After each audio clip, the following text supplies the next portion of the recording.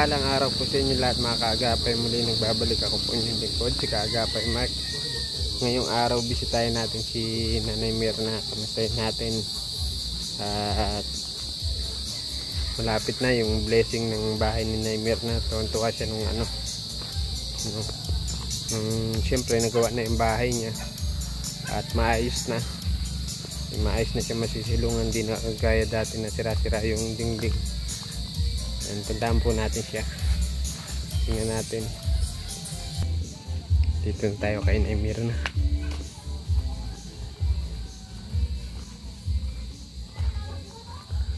Hello Nanay Mirna.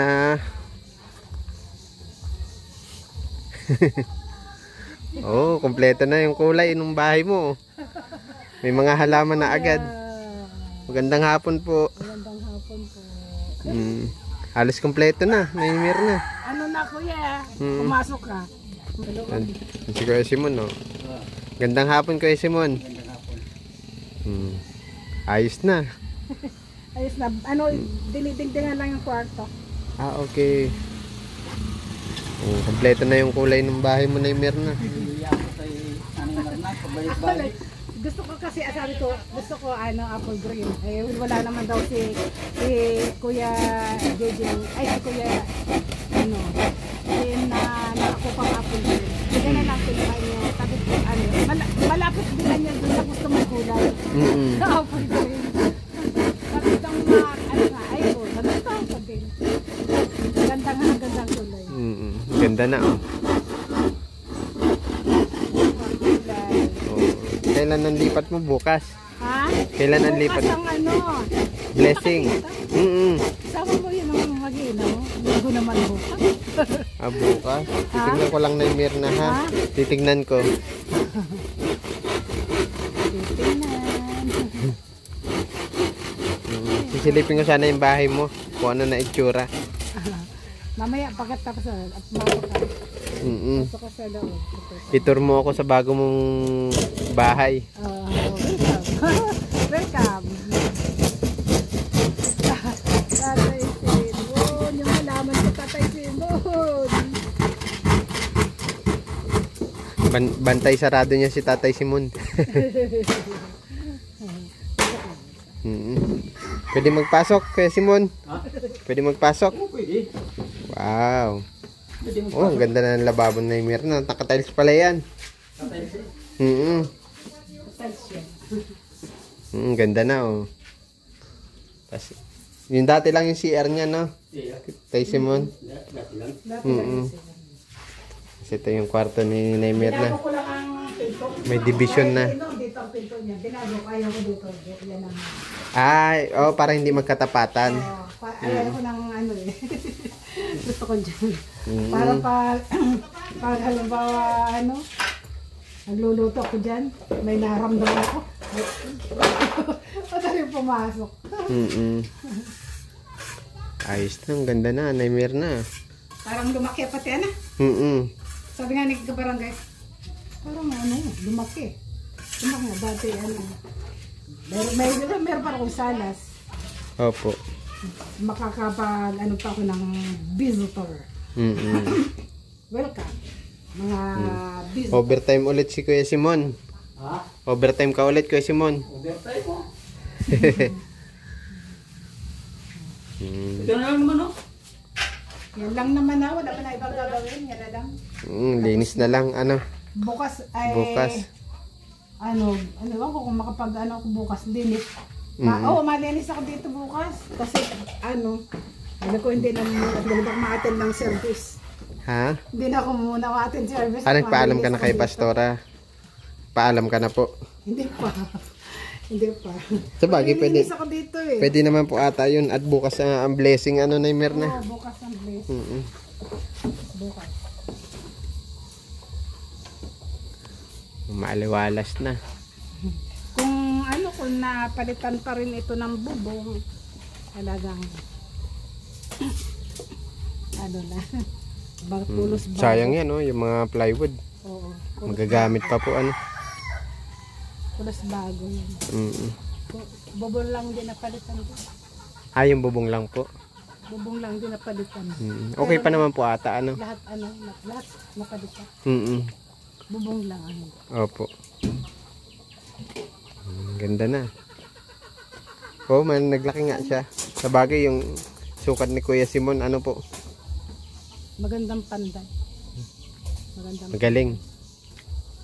Ayan. May bintana ka na pala doon, Naymir na. Dati na yon. Ha? May bintana ka din doon sa kabila. Dalawa, yan lang ito at saka yan. Ah, Yan okay. lang, dalawa. Tama na yan. Tama na yan. Dalawang big. Ayos na ano. Pag tinitingnan ko nga, parang lumaki talaga.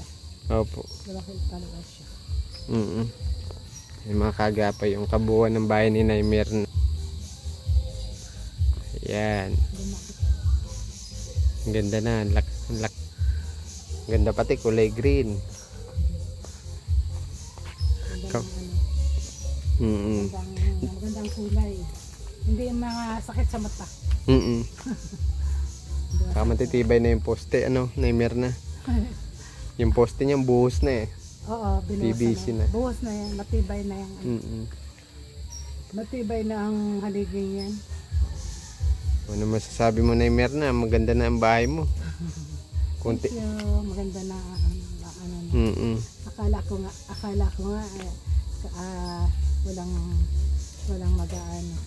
magpapabahay dahil noon nga sabi di ba nag-anak ko sa iyo ano yung sa bahay Kuya Mark, tinan mo ang haligi ano na bulok na ganyan. Tapos si kabarangay nag-ano rin ako sa kabarangay Ninong. At ang bahay ko po, ano na po, butas-butas na, ang haligi, sira-sira na.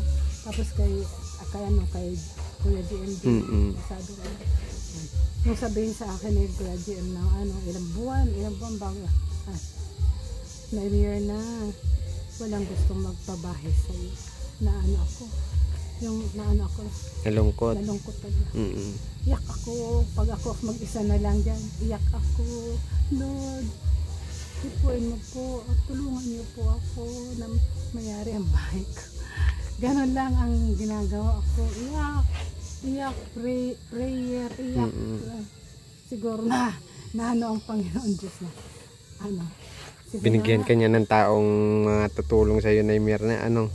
Sabi siguro ng ng Panginoon Diyos na. Sige na nga, hipuin ko na yung taong magpapabayag sa iyo. Kaya yun, kaya tuwan-tuwa ako. Sabi ko nga hindi ko yung pagsisidlan ng aking kagalakan, kagalakan. Hindi ko ganun na mangyayari dami talaga nangyari after nung birthday ni Naymir na eh. Oo nga baga. Baka itong makalipas lang ang siguro ang ni Lord. May kasi ang Lord na mag-antay ka. Hindi pa oras. At yung hinihiling mo sa akin, ibibigay ko pero mag-antay ka. Siguro gano'n lang Tapos yun nga siguro gano'n ang Panginoon Diyos. Kailangan lagi nandiyan ang Panginoon Diyos. Dahil siya naman talaga ang lahat na nagaan. Siya ang nakakaalam ng lahat. Natutuwa talaga ako dahil hindi ko ina-expect na ganito ang gagawin sa bahay ko. So, hindi ko ganito ang siguro sabi ko nga, Lord, siguro po, kaya mo ako nung mga nakarang buwan, hindi mo tinutugon yung ko sa iyo, yung panalangin ko sa iyo, hindi mo tinutugon. Dahil siguro sa ang ng Panginoon, may ibang plano. May plano ako sa iyo. Ganun siguro. May plano ako sa iyo. Mag-antay ka. Siguro ganun.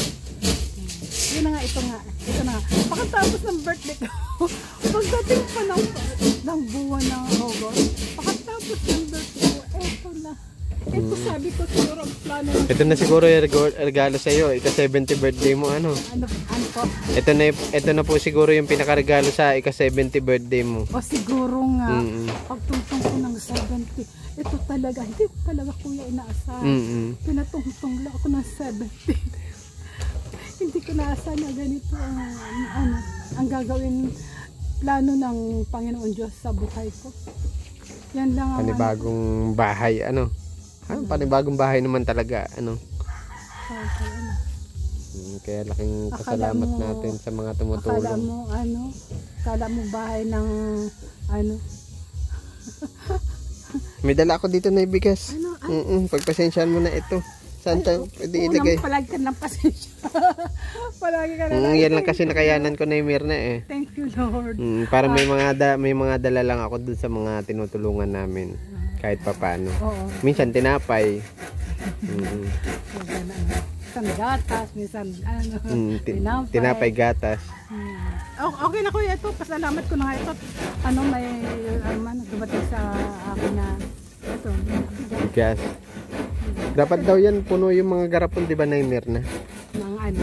Yung pag nagpapa-blessing, puno yung garapon. Ng bigas ba yun? Yung bigas dapat yun talaga ano. Tapos asukal.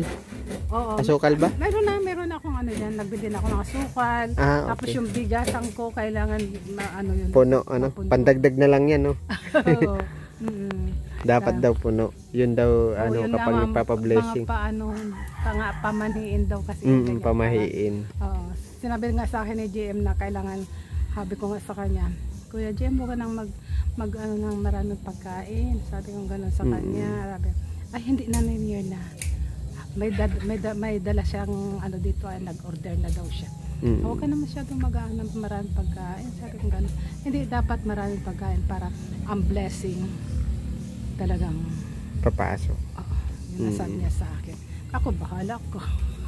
Pinapaluto nga si Elsa ng bukas maluto si Elsa ng 1 kilong pansit, 2 buong manok. Ay, wow. Ipa-fried niya yun lahat. Yeah, tapos meron pa siyang dadalhin dito na in-order niya sa akin. Okay. Very yan ang good. sabi niya sa akin. Ako kasi sabi ko, wag nang masyadong maraming handa. Ayos sa akin siya ang may gusto na. Para daw nga yung blessing sa akin tsaka nanay na wag kang magagalit. Wag kang magagalit, wag kang magsisimangot. Kailangan palagi masaya. Para magaan yung blessing ano. Oo, para yung blessing nga daw tuloy-tuloy. Tama. Sabi sa akin, sabi ko promise. Hindi ako magagalit, hindi ako magsisimangot. Tama. Sabi ko gano'n sa kanya, happy lang. Happy lang ako. Kapag nakikita ka ng masaya, di magaan sa pakiramdam, magaan sa buhay, ano. Siyempre blessing yun. Kaya lang magagalit at pag nakita ka na naman ng mga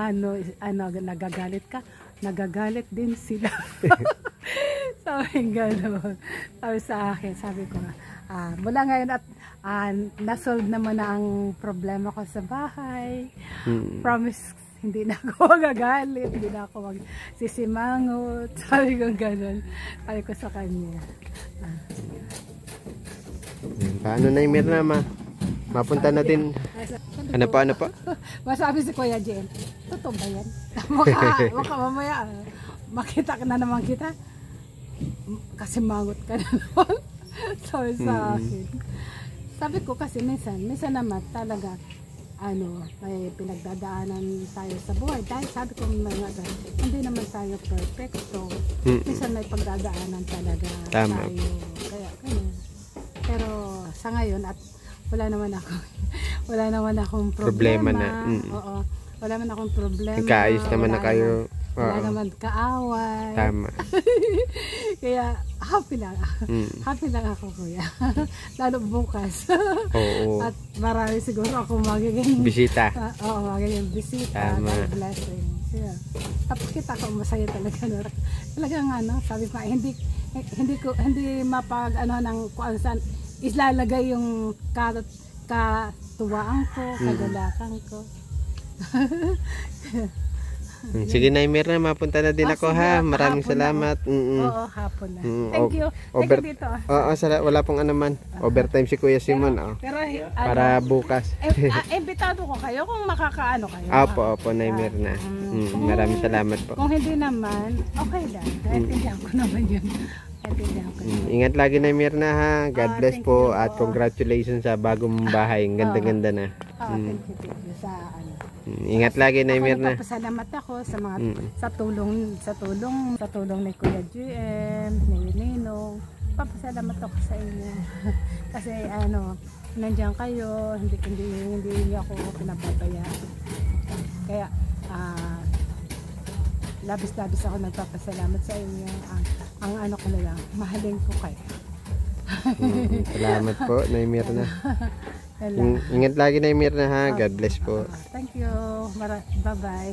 Maraming salamat. God bless.